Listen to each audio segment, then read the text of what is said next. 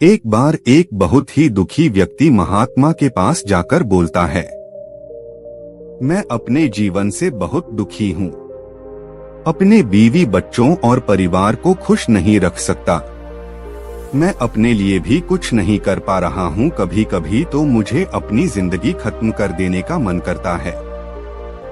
आप इतनी साधना करते हैं, इतनी तपस्या करते हैं, क्या आप मुझे कोई ऐसा मार्ग बता सकते हैं जिससे मैं अपने बुरे वक्त से बाहर आ सकूं? मेरा समय बहुत खराब चल रहा है। 2 वक्त की रोटी का इंतजाम करना भी मेरे लिए बहुत ही मुश्किल हो गया है। अब आप ही बताइए कि मैं ऐसे वक्त में जिंदा रहूं तो कैसे रहूं, कैसे अपने परिवार को खुश रखूं? कृपया करके इससे निकलने का कोई रास्ता बताइए ताकि मैं आसानी से इस समस्या का सामना कर सकूं, क्योंकि मैं बहुत पढ़ा लिखा नहीं हूं। अगर आप बहुत बड़ी बड़ी ज्ञान की बातें करेंगे तो शायद मैं कभी समझ भी नहीं पाऊंगा। व्यक्ति की बात सुनकर महात्मा ने मुस्कुराते हुए कहा, क्या तुम मेरा एक काम कर सकते हो? महात्मा ने सामने की तरफ इशारा करते हुए कहा, वह सामने पहाड़ देख रहे हो, उस पहाड़ पर एक मंदिर है और उस मंदिर के पास चींटियों का घर है, जहाँ पर हजारों चींटियां रहती है। तुम्हें सुनने में बड़ा अजीब लगेगा। चींटियां उस मंदिर के जमीन को खराब कर देती है, वहाँ की मिट्टी की उपजाऊ शक्ति को खत्म कर देती है, जिसके कारण वहाँ पर कोई भी पेड़ या घास उग नहीं पाता है। तुम मेरा एक काम करो, फिर उसके बाद मैं तुम्हारे सवालों का जवाब दूंगा। तुम 7 दिन तक रोज उस पहाड़ी पर जाओ और उनकी चींटियों के घर को तहस-नहस कर दो, उनके घर को तोड़ दो। जब भी तुम्हें चींटियों का घर दिखे मंदिर के आस-पास तो उन्हें वहीं पर तहस-नहस कर देना, लेकिन याद रहे घर को तोड़ते वक्त कोई भी चींटी मरनी नहीं चाहिए। इस बात को समझने का प्रयास करते हुए युवक वहां से चला गया। उसे समझ में नहीं आ रहा था कि आखिर महात्मा जी ऐसा उससे क्यों करवा रहे हैं। ऐसे तो उनकी चींटियों पर अन्याय होगा, उनका घर टूट जाएगा, उन्हें नुकसान पहुंचेगा। आखिर कौन ऐसा करने को कहता है? यह सब सोचकर वह महात्मा की बात मानते हुए अगले ही दिन उस पहाड़ी पर जाना शुरू कर देता है। जब वह पहले दिन पहाड़ी पर पहुंचता है और देखता है कि बहुत सारी चींटियां अपना खाना जुटाने में लगी हुई है। सारी चींटियां कतार से चढ़ रही थी और अनाज के छोटे छोटे दाने उठाकर अपने घर में जमा करके जा रही थी। यह देखकर पहले तो उस युवक का मन कमजोर पड़ गया। उसने सोचा कि यह कितना मेहनत करके अपना घर भर रहे हैं और मैं उनके घर को तबाह कर दूंगा तो इनको कितना बुरा लगेगा। लेकिन फिर उस व्यक्ति ने महात्मा की बात याद करते हुए घर को तोड़ना शुरू कर दिया। घर तोड़ते ही चींटियां इधर उधर भागने लगी। अभी तक जो कतार में चल रही थी, अब वह बिखर गई और अपनी जान बचाने के लिए इधर उधर भागने लगे। थोड़ी देर में घर टूट गया। सारी चींटियां इधर उधर अपनी जान बचाने के लिए भाग गई थी। यह करने के बाद वह युवक दुखी मन से अपने घर वापस लौट आया। उसका मन बहुत परेशान था, वह पश्चाताप से भरा हुआ था। फिर उसने सोते हुए रात में लेटे लेटे ही सोचा, अब तो चींटियों का घर तबाह हो चुका है, अब वहां वापस जाकर क्या फायदा, क्योंकि जैसा महात्मा जी ने कहा था कि चींटियों का घर तबाह करना है, वह तो मैं पहले ही कर चुका हूं। लेकिन बाद में उसने कुछ सोचकर फिर से वहां जाने का निर्णय लिया और अगले दिन सुबह सुबह वह वापस उस पहाड़ी पर पहुंच जाता है। पहाड़ी पर पहुंचकर वह उसी जगह पर पहुंचता है जहां पिछली बार उसने घर को तहस-नहस कर दिया था। लेकिन वह देखकर चौंक जाता है कि चींटियों ने फिर से अपना घर उसी जगह पर बना लिया था और वे फिर से अपने घर के लिए सामान इकट्ठा करने में जुटी हुई थी। उस आदमी को यह देखकर लगा कि है चींटियां कितनी मूर्ख है, इनको पता है कि कल ही इसी जगह पर इनका घर तबाह किया गया है और उसी जगह पर इन्होंने अपना नया घर भी बना लिया। और यह सोचकर वह आदमी हंसने लगा, लेकिन फिर से महात्मा की बात याद करते हुए फिर से उन चींटियों का घर तबाह कर दिया। फिर से उन चींटियों में हलचल मच गई। थोड़ी ही देर में वह चींटियां अपनी जान बचाने के लिए इधर उधर भागने लगी। कुछ ही देर में उनका घर फिर से तबाह हो गया और इस बार वह युवक थोड़ा सा संतुष्ट होकर यह सोचने लगा कि इस बार तो मैंने इन चींटियों का घर अच्छी तरह से तबाह कर दिया है। अब तो वह चींटियां अपना घर यहाँ पर दोबारा बना ही नहीं पाएंगी। इसीलिए उसने वहां से जाने से पहले उस जगह पर पानी भी डाल दिया ताकि चींटियां दोबारा वहां पर अपना घर ना बना सके। और इस तरह वह अपना काम करके अपने घर लौट आया। फिर से सोते हुए रात में वह इंसान सोचने लगा कि क्या महात्मा यह सही काम करवा रहे हैं? क्या किसी का घर तबाह करना किसी सिद्ध पुरुष को शोभा देता है? क्या वह महात्मा सच में सिद्ध पुरुष है या मुझे सिर्फ बेवकूफ बना रहे हैं? फिर वह सोचने लगा कि पहले मैं अपने काम को पूरा कर लेता हूँ, क्योंकि इसके बाद ही पता चलेगा कि महात्मा आखिर मुझसे ऐसा काम क्यों करवा रहे हैं। यही सब सोचकर वह रात में सो जाता है। अगले दिन सुबह उठकर फिर से वह उस पहाड़ी की ओर निकल पड़ता है। पहाड़ी पर पहुंचकर वह उसी जगह पर पहुंचता है जिस जगह पर उसने अगली सुबह उन चींटियों का घर तोड़ा था। और वह यह देखकर खुश हो जाता है कि वहां पर कोई भी घर नहीं था।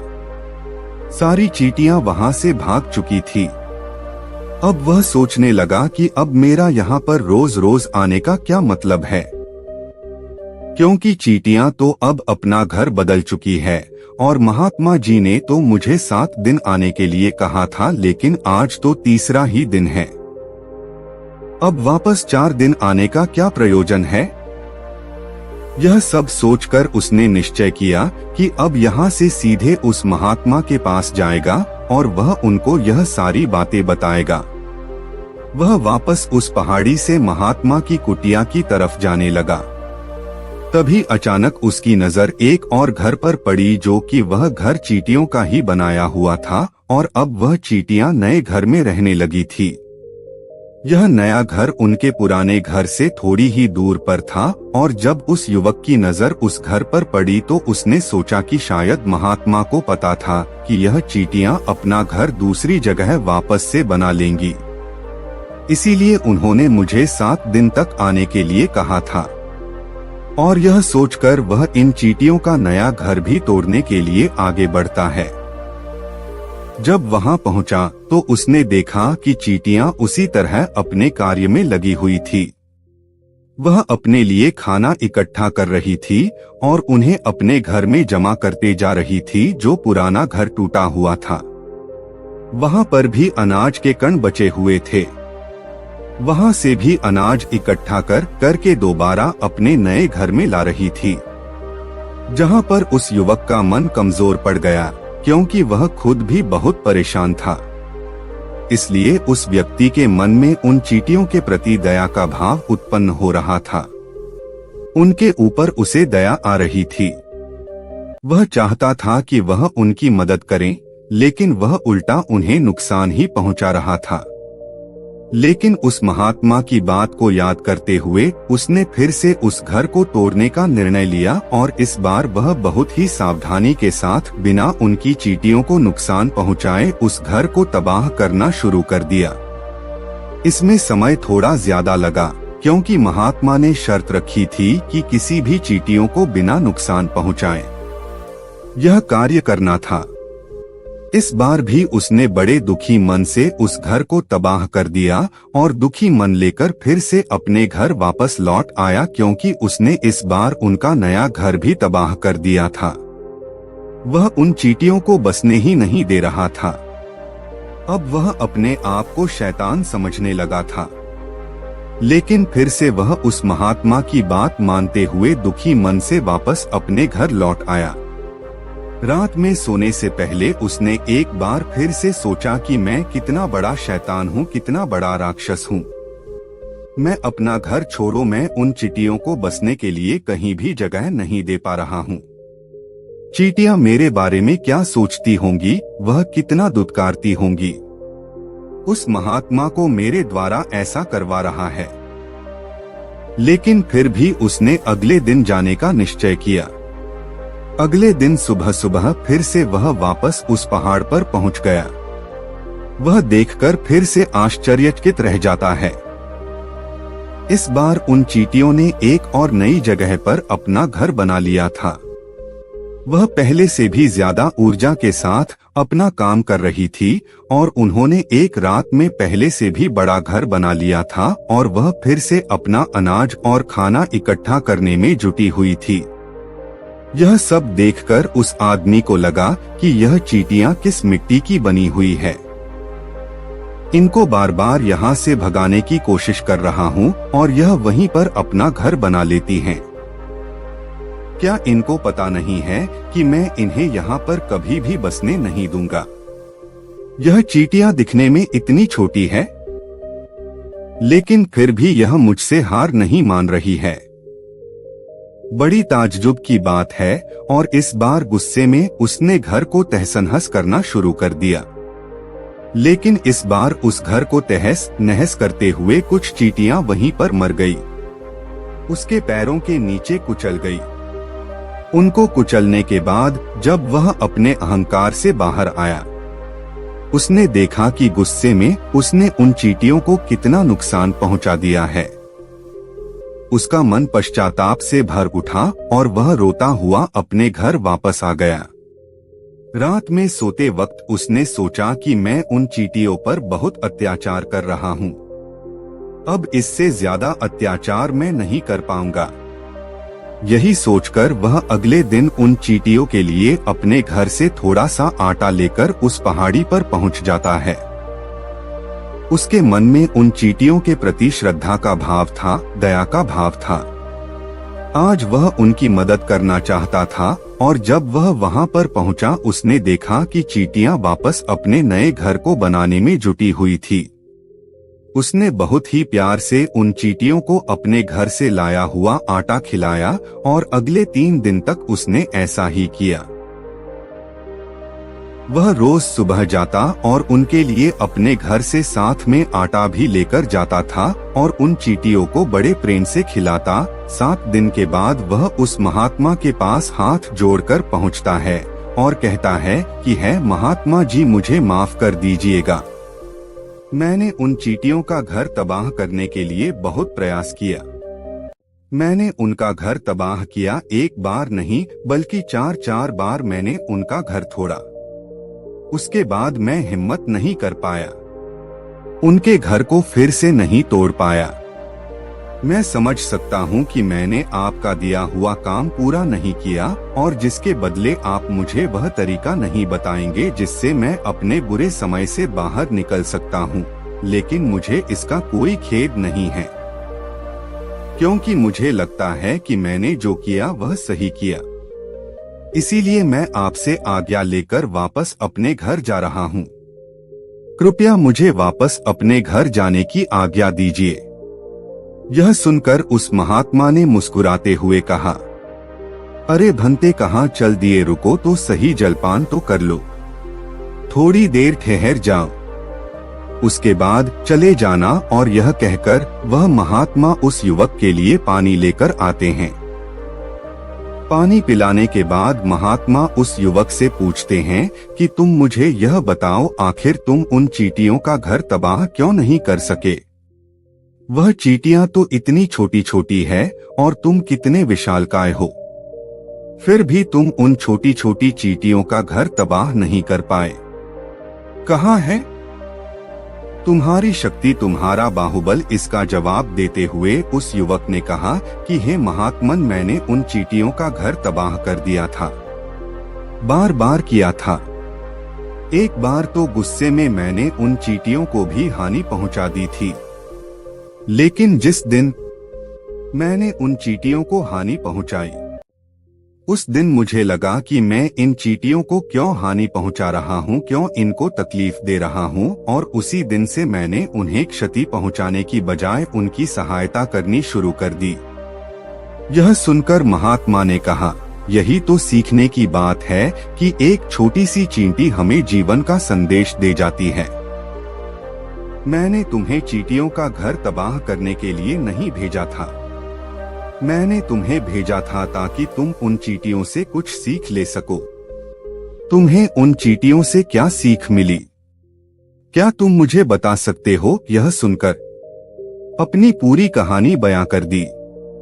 पूरी कहानी सुनने के बाद महात्मा ने मुस्कुराते हुए कहा कि भंते, पहली सीख जो इन चीजों से देनी थी वह यह थी कि तुमने कितनी ही बार उनके घर को तोड़ने की कोशिश की, कितनी बार प्रयास किया कि उनका घर तबाह हो जाए, लेकिन वह हर बार अपना नया घर बना लेती थी। उन्होंने कभी भी हार नहीं मानी। अगर वह हार मान लेती तो वह चींटियां तुम्हें वहां पर नहीं मिलती। जीवन कार्यशीलता का नाम है, कर्मशीलता का नाम है, लेकिन हम मनुष्य एक दो बार हार मिलने पर ही टूट जाते हैं, हताश हो जाते हैं और फिर जीवन में प्रयास ही नहीं करते, और कुछ लोग तो अपनी जिंदगी को खत्म करने के लिए उतारू हो जाते हैं। लेकिन जानवरों में तुमने एक बात देखी होगी कि वह अपना जीवन खुद से खत्म कर ही नहीं सकते। तुमने कभी नहीं सुना होगा कि किसी जानवर ने आत्महत्या कर ली, चाहे वह जानवर कितना ही भूखा क्यों ना हो, इतना ही दुखी क्यों ना हो, लेकिन वह अपने जीवन के लिए हमेशा संघर्ष करता रहता है। लेकिन वहीं दूसरी तरफ हम मनुष्य एक दो बार हताश होने पर ही हम अपना जीवन खत्म कर लेते हैं। जीवन तो कर्मशीलता है, कर्म करने का नाम जीवन है, और मृत्यु आखिरी विश्राम है। इसीलिए मृत्यु से पहले कर्म करना कभी मत छोड़ना, क्योंकि मृत्यु के बाद तुम परम विश्राम में चले ही जाओगे, तो उससे पहले कर्म करना क्यों छोड़ रहे हो, क्यों हताश हो रहे हो? अगर तुम्हारा एक घर टूट गया है तो दूसरा घर बनाने का प्रयास करो, कोशिश करो, और कोशिश करने वालों की कभी हार नहीं होती। यह तुम उन चींटियों से देख चुके हो, दिखने में तुमसे कितनी छोटी है वह चींटियां, और तुम इतने बड़े हो, लेकिन उनका मन तुम्हारे मन से इतना बड़ा है, इतना विशाल है, इतना दृढ़ संकल्पी है। कितनी बार उनका घर टूटने पर भी उन चींटियों ने कभी हार नहीं मानी। दूसरी सीख यहाँ से यह लेने की थी, वह यह थी कि जब भी हमारे ऊपर बुरा समय आता है, हमें लगता है कभी नहीं जाएगा, यह समय मेरे जीवन को बर्बाद कर देगा, मुझे कभी नहीं जीने देगा, और अपने इन्हीं ख्यालों से, इन्हीं विचारों से, जिनका असलियत में कोई भी अस्तित्व नहीं है, वह सिर्फ विचार हैं। वही विचार हमारे मन को दुखी कर देते हैं, और इसीलिए हम प्रयास करना भी छोड़ देते हैं। लेकिन सोचो कि बार बार प्रकृति हमें क्षति पहुंचाने की कोशिश करेगी, नुकसान पहुंचाएगी, लेकिन कब तक पहुंचाएगी? अगर हम बार बार उठकर फिर से नया प्रयास करते रहेंगे तो प्रकृति भी हमारे सामने घुटने टेक देगी, और वह भी एक दिन हमारे ऊपर दयावान हो जाएगी, कृपालु हो जाएगी, और वह हमें सब कुछ देने लगेगी जिसकी हमने पहले कभी कामना की थी। तुमने देखा कि तुम उन चींटियों का घर तबाह करने के लिए पहुंचे थे, लेकिन बाद में तुम ही उन चींटियों को अनाज और आटा देने लगे, तुम ही उन पर कृपालु हो गए। ऐसा क्यों हुए? क्योंकि तुमने देखा कि वह चींटियां हार ही नहीं मान रही है। इसी तरह अगर तुम भी कभी अपने जीवन में हार नहीं मानोगे तो एक न एक दिन यह प्रकृति तुम्हें वह सब कुछ देगी जो तुम अपने जीवन में पाना चाहते थे। इसीलिए दो सीख हमेशा याद रखना, कर्मशीलता कार्य करते जाना, और दूसरा एक ना एक दिन प्रकृति तुम्हारे उस कर्म का परिणाम अवश्य देगी। तो दोस्तों, कैसी लगी आपको यह कहानी? कमेंट करके जरूर बताना। अच्छी लगी हो तो इस चैनल को सब्सक्राइब जरूर करना। तो मिलते हैं अगली कहानी में, तब तक के लिए खुश रहिए, अपना ध्यान रखिए।